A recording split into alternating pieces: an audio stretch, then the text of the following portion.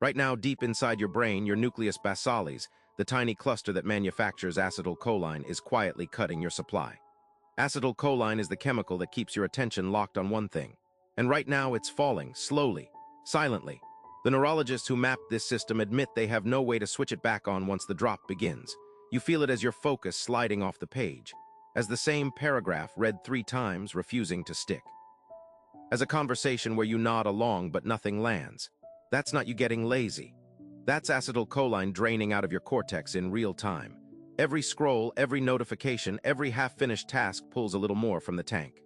By evening, the tank runs low, and your brain starts running on fumes, faking focus it doesn't actually have.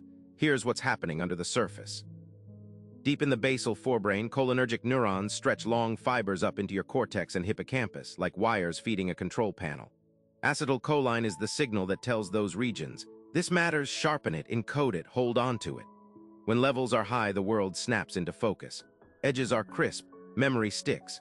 When levels drop, that same control panel starts sending static. Your visual cortex stops filtering distractions. Your hippocampus stops tagging what's important. You're technically awake, technically looking at the task, but the volume knob on attention has been quietly turned down without your permission.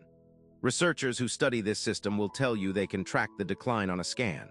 They can watch acetylcholine output fall across the day, fall further with poor sleep, fall further still with chronic stress.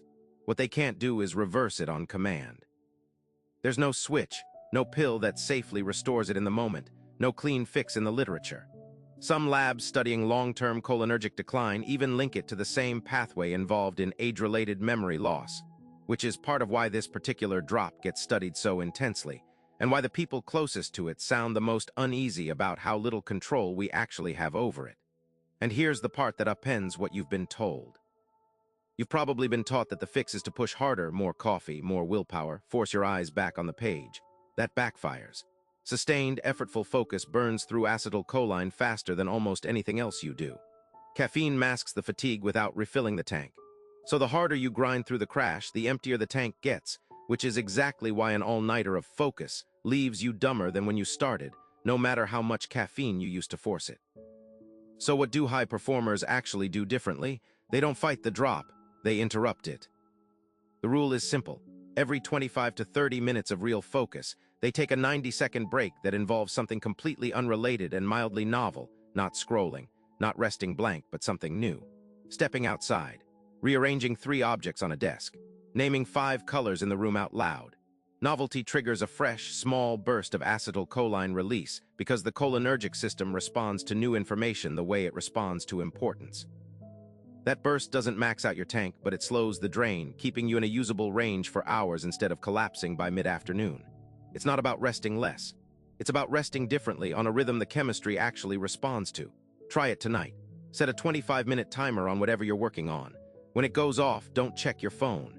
Do something small, physical, and new for 90 seconds, then go straight back in. Do that 3 or 4 times before bed and notice how much less foggy the last stretch feels. That's not motivation. That's chemistry briefly cooperating with you. But acetylcholine isn't the only chemical quietly working against you tonight. There's another region right now doing something even harder to catch, and it's not done with you yet.